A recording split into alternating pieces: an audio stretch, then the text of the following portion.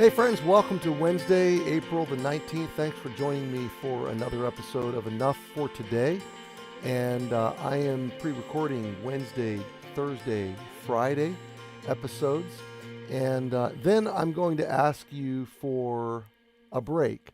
I want to ask for Monday, Tuesday, Wednesday next week to just catch my breath a little bit from Enough for Today and step back. I rarely do that, but I'm going to ask your special permission this coming week. So I hope I don't lose you along the way. But next Monday, Tuesday, Wednesday, we're just going to dial it back. I'm going to catch my breath. We'll resume on Thursday. Oh, let me see what date that will be, because I want you to be able to hold me to it, okay? So Thursday the 27th. So we're going to go today, tomorrow, and Friday, and then we're going to break the 24th, 25th, the 26th, and pick it back up on the 27th. So anyway, join me right now in Psalm 77, and we began this psalm yesterday. This is a psalm of a man named Asaph, probably not the original Asaph. Almost definitely, certainly not the original Asaph, but one of his descendants, or someone named after him. And this is a very intimate, a very personal reflection, a journey through personal hurt, personal woundedness, personal pain. Okay? So that's the context. And I love verses 1 and 2 because it is where we should go when we're in pain. So let's look at verses 1 and 2 today. I cried unto God with my voice, even unto God with my voice. The double emphasis there is remarkable in this way. The psalmist is maybe in awe of the fact that God would hear, that we can utter with our voice and speak and be welcomed into the presence of the Creator God of the universe. The King of the universe cares about listening to your voice. So I cried unto God with my voice, even unto God with my voice. And I love that the psalmist, in pain, knows where to go. Go to God. Go to God. You're going to cry. Everybody in life cries. But use your voice and cry to God. His arms, his heart is open to you. His ears are bent in your direction. So look at what he says. And he gave ear unto me. So the context of this psalm is going to be pain, but God is listening to my cry. So he sets it up beautifully. He sets it up by saying, I took all this to God and he heard me. So we know from the entrance that the ending is happy. We know that this is going to a good place because God's listening. God cares. Look at verse 2. In the day of my trouble, I sought the Lord. Now there's an invitation and there's an exhortation. The invitation is God teaching you and me thousands of years later. When you're in trouble, you run to God. When you're in trouble, you have a father. You have a caregiver.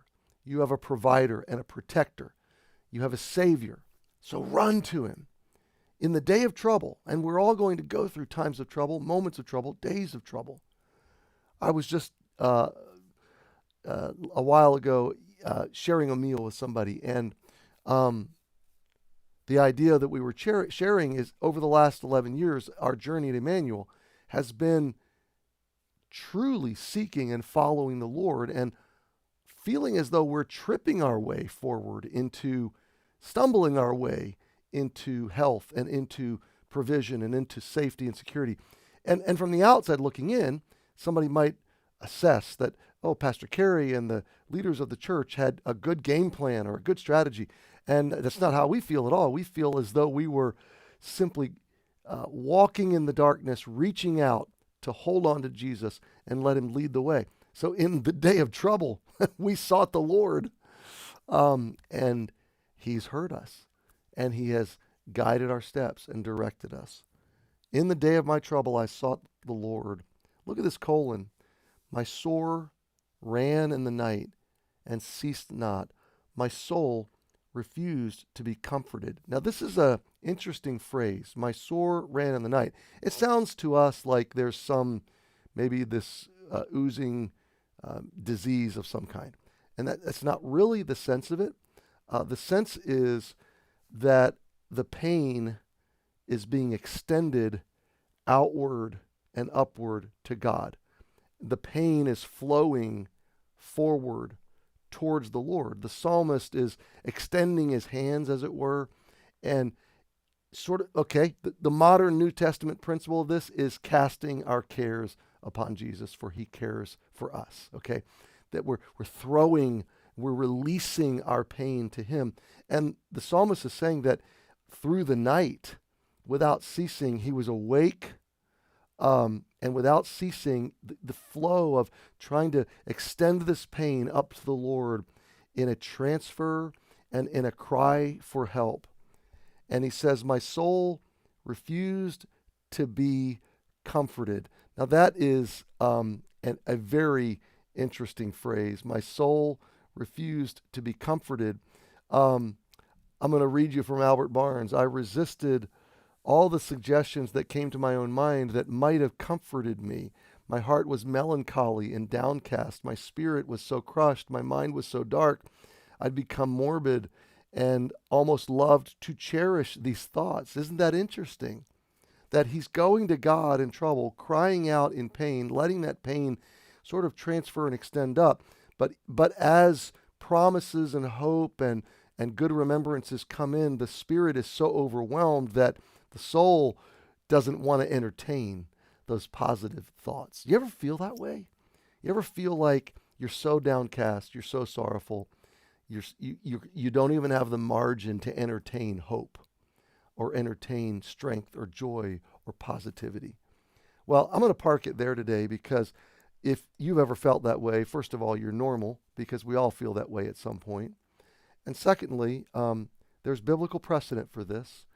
And thirdly, your God still says, run into my arms. Bring your melancholy, bring your resistant soul to me, because the more resistant your soul is, the more you need to just cast yourself in utter dependence in the hands of the Lord.